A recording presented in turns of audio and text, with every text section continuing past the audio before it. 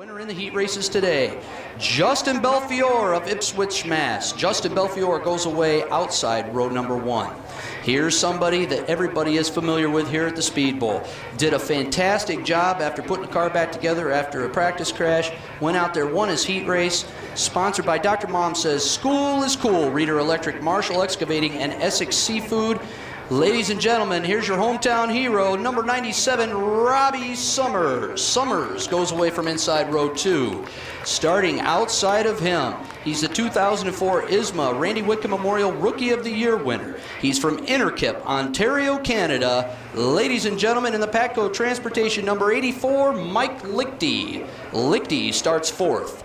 Inside row number 3, he's from Gloucester, Mass. Also the Howie Lane team car to Summers. Dr. Mom Says School is Cool. Put your hands together for Kyle the Smile Carpenter. Carpenter starts inside row 3. Outside of Carpenter, a former ISMA champion, 2001 Driver of the Year with the same team. Also led a good portion of the first show at Oswego this year. He's looking for a nice win. His last win coming in 2004 at Mansfield. From Brampton, Ontario, Canada, Dave McKnight. McKnight starts outside row 3. Inside row number 4 from London, Ontario, Canada. Lots of sponsors on this one. He's a former 3/4 midget driver. He's looking for his first ever ISMA feature win tonight.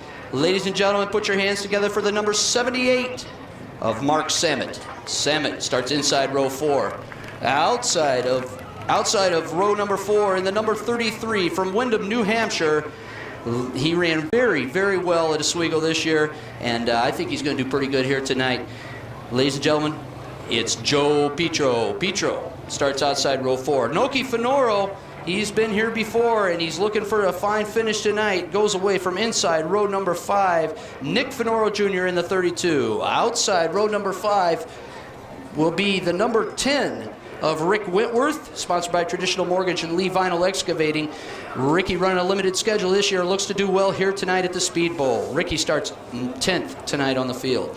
Inside row number 6, and I'll tell you what, this guy has been impressive with the new Hawk car. First time he strapped a wing on was at Oswego for the ISMA opener, and did great in his heat race tonight. It's the number 90 from Ankeny, Iowa, Ray Graham Jr. Rocket Ray Graham starts inside row 6. Outside of him, this guy has been on a tear in ISMA for the last few years. Hasn't finished out of the top 2 in points since 2001. Had some tough luck here last year. Won the opener at Oswego. Now, Katie bar the door and green flag racing. Out of turn number 4, Ritzkus takes the lead.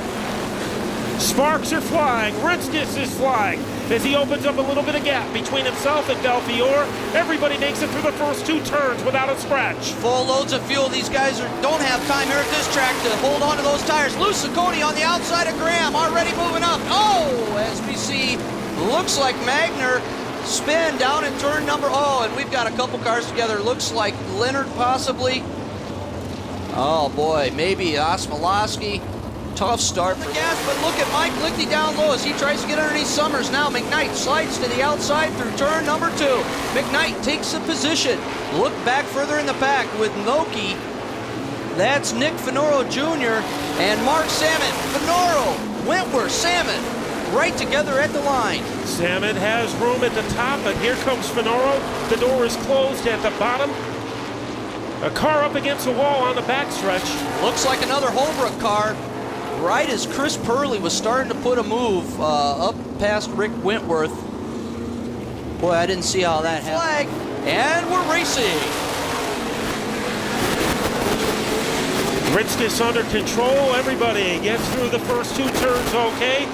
It is the 32 of Finoro trying to make a move down low. Look at Nuki go. Noki Finoro down low underneath Salmon. Here comes Chris Purley with 2 cars in 1 lap into turn number 1. Purley's going to try to follow Finoro up through the field. Meanwhile, up front, it's Ritzkus, Belifiore, Summers, McKnight, teammates McKnight, Mike Lichty. If this was a football game, Finoro would be the guard, and the running back going through the holes would be Chris Purley. The combination is moving them quickly up to the front. Look at Purley on the outside out of 4 as Noki gives him room, but not enough room for Purley to make the pass. Purley still hasn't given up on that outside groove. I think he likes it up there. He almost had a comb paint chips off of his hair. He was very close to the wall that time. Now he tries down low. Down to the inside. Woo! What a move by Chris Purley under Noki. Excellent move. The Rally Rocket is on fire. He's moving up now. But look at Randy Ritzkus pulling away from Belifiore as Summers now starts to work on Belifiore. So Belfiore's number one concern is a 97 of Summers. Meanwhile, it's hard to take your eyes off the Rally Rocket as he approaches another car that is the 84 of Lichty. Let's see if he can get by him. Well, he's going to go to work in short order here. Mike Lichty's got his hands full. He looks like he pulled him off pretty good off of turn 2, but look at Purley through the corners. He's got some wicked good speed. Looks like Purley dominates the action coming off of turn 4. Dominating the lead is the 88 of Randy Ritzkus, already approaching lap traffic. Ritzkus goes around the outside of Tritech into turn number 1. Now he makes a pass, puts Tritech a lap down. Tritech back on the track after that first lap incident. And Belifiore now goes to work, but this is going to help Summers out. As Belifiore is the first one who has to make a decision, here comes Summers. Look at Purley make a power move underneath Lichty, and Purley has picked up another position. Wow, we got some action back in the pack with some lap cars of Wimmert, Teresi, and I'm not sure who, Roundy back there. But now watch Ritzkus as he's encountering heavy lap traffic underneath Roundy, gets past him. Now he sets his sights on Teresi with a big lead, and Wimmert there low down on the infield, on the front stretch. So that car undernourished, the 50 car. Trouble in turn 4 as that car, I believe... That's Ritzkus. Ritzkus saves it up high. I don't know how he did it. Somehow, Randy Ritzkus, as we've got a car pulling in the infield in the backstretch. Ritzkus, oh my goodness. A magical mystery tour for Randy Ritzkus. How did he ever do that? Purley looks for 2. Gets past McKnight underneath Belifiore. How did he do that? So he is in second place. Wow. Third place, I believe, because you've got Ritzkus as he gathered in somehow, held on to the lead as he's getting heavy traffic with Leonard, Roundy again, and you've got Summers right on his tail. Robbie Summers, what a baptism to the ISMA Super Modifieds as he is hanging on like a blister to the 88 of Ritzkus. Here comes Purley. 3 cars fighting it out for the lead. And this is really starting to bunch a field up as Purley goes to the outside of Summers down the backstretch. Ritzkus looks low under the lap car of Roundy. Purley still right down. Ritzkus, your top 3 are out. Another big crash in the back. Lichty locks him up, keeps it going. 360. Oh, that was tough. That was a hard hit for your first 3 cars. Ritzkus trying to get underneath Roundy, just couldn't get it done. Purley looked to the outside of Summers, nowhere to go. Rally Rocket's out of the car. Summers, Ritzkus. Wow. Oh, this is changing the whole complexion of the race now. If you look at turn 4, you see the 3 fastest Super Modifieds after the first 17 laps in a clump against the fence. Wow, and Chris Purley not very... But Belifiore has a bad start. McKnight, like we said, on the gas hard out of 4. Noki Finoro right there behind McKnight. Now Belifiore finds the throttle and he goes hammer down on the backstretch. Remember, the 32 of Finoro loves the bottom turf here. He's trying to get close enough to make a move on McKnight, unable to make it happen. Well, I'll tell you what, Justin Belifiore is starting to stretch a lead. Look at this. McKnight looks really good going in, but like he said, he can't get off the corner. Well, he said in his interview with Gary Danko, Justin didn't know if he was going to play it cautious in the beginning or let it all hang out. We know what he's decided to do now. He is smoking in car number 8. Well, we look at Joe Petro all over the back end of J. Scott Martell. Martell with his sponsors here tonight to watch the show, Ganji Plumbing. And I'll tell you what, Scotty's got his hands full. But Ray Graham's just kind of hanging out there as we look at Petro go to the outside. No room there. He has to tuck back in behind Martell. And right behind him is the 35 car of Holbrook, so he's made a pretty good comeback.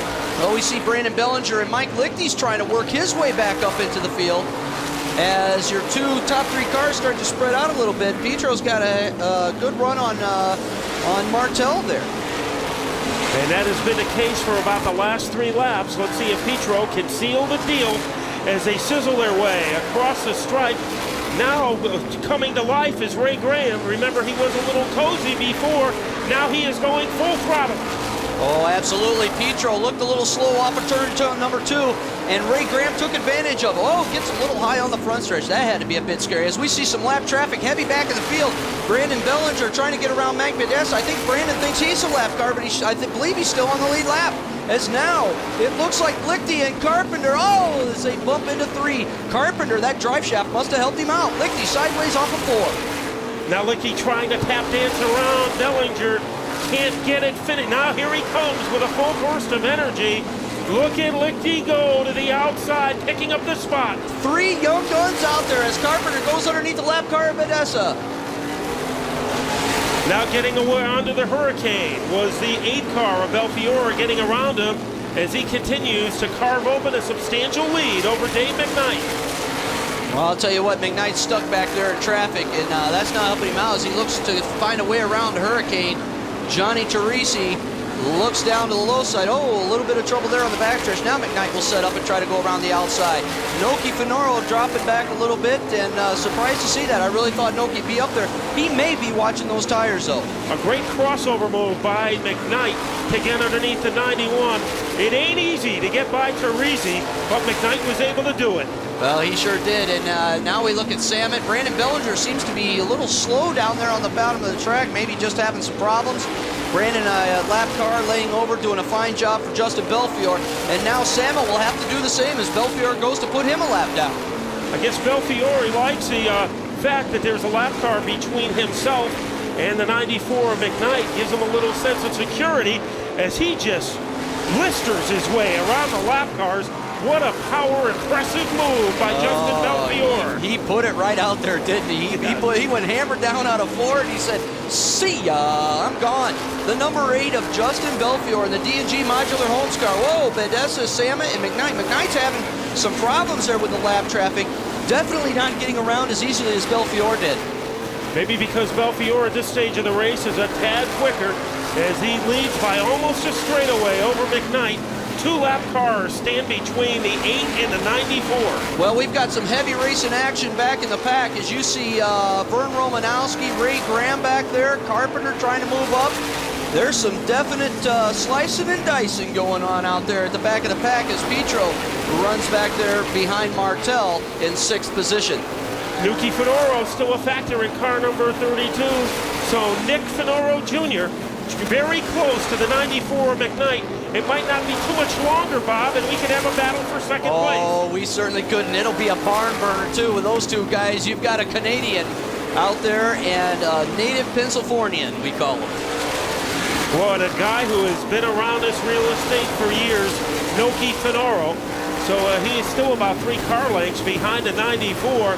Where is the 8 car? He is in his own congressional district on the backstretch. Absolutely, and let's hope that Justin Belfiore's crew remember to put fuel in it. He ran out of fuel while doing very well at Oswego on the first race of the season. Oh, Belifiore, is that him sliding up there? Yes, it was. As soon as you said that, did they put fuel in the car, he kind of had a stutter step into turn number 1. It looks like he's back under control now. Maybe got a bit into the speedy drive. We've got 10 laps to go, and this is my super modified feature, and the action's hot and heavy with Justin Belifiore. We got a car slowing on the backstretch. Not sure who that is pulling in, as we'll take a look. Could be Leonard. Leonard pulls in, 41 laps in. And it is still Justin Belfiore's race in the green and gold. Car number 8 has a pretty good cushion over the 94 of now the 78 of Samet is in 2nd. Mark Samet, 2 Canadians there. As boy, I missed that. I didn't catch that pass. We've got so much action going on all over out there that we missed that pass for 2nd place.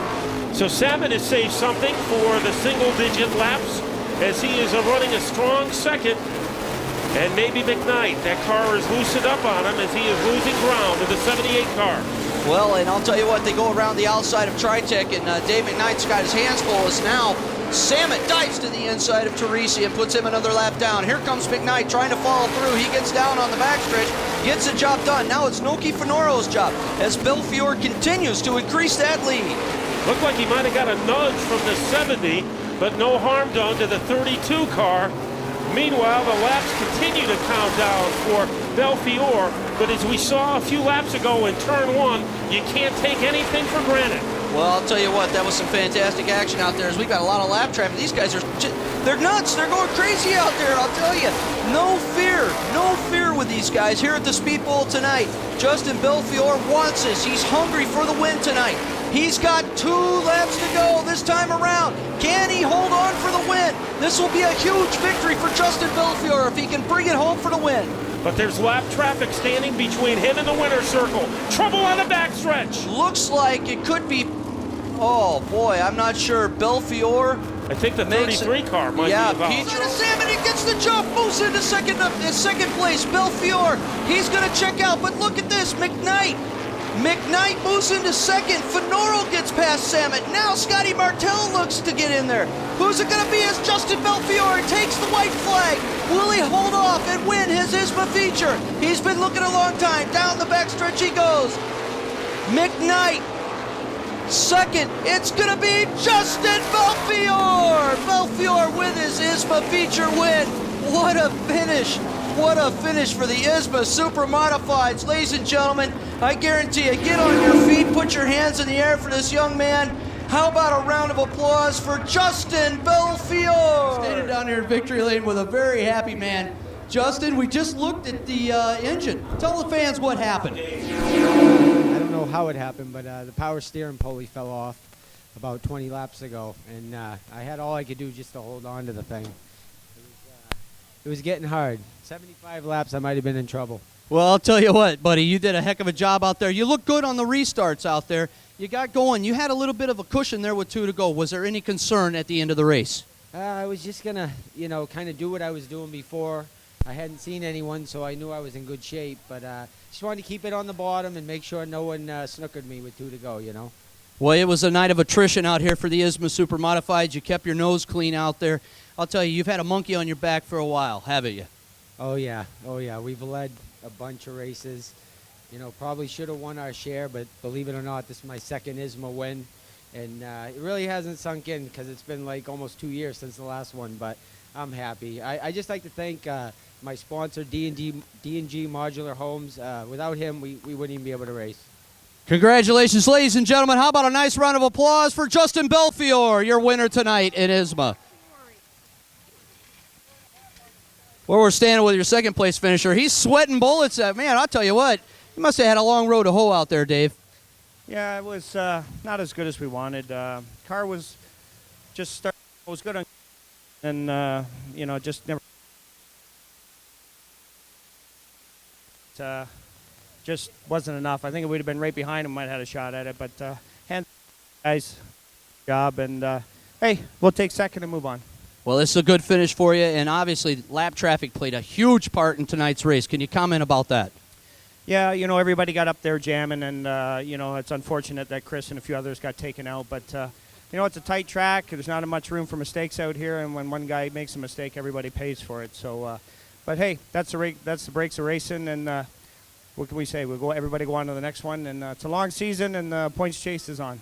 Congratulations to your second-place finisher, Dave McKnight. Reaching in we got to move over here so everybody can see you, Nick. Oh, yeah. We'll move over here. Third place tonight. Everybody kind of thought that maybe you'd be up front a little harder than you were throughout the race. Did you just bide your time tonight, or was a car there for you? I always have a great car. I really do. My team does the best that you can imagine, as long as like Dave's team and all.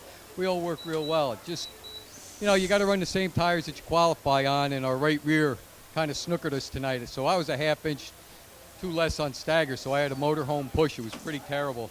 I was hoping for lap traffic and stuff, but I love Waterford, and I'd like to thank everybody here for coming out, because without you people, we can't do what we enjoy so much, and you people enjoy watching. But I'll tell you